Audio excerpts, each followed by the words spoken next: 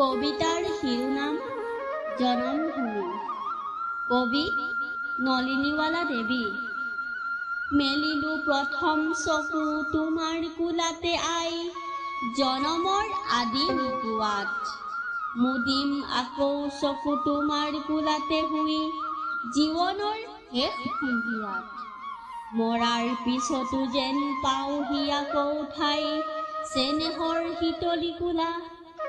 ভাগৰুৱা আত্মাই শেষৰ জিৰণিলৈ জিৰাবহি তোমাৰ ছায়াত।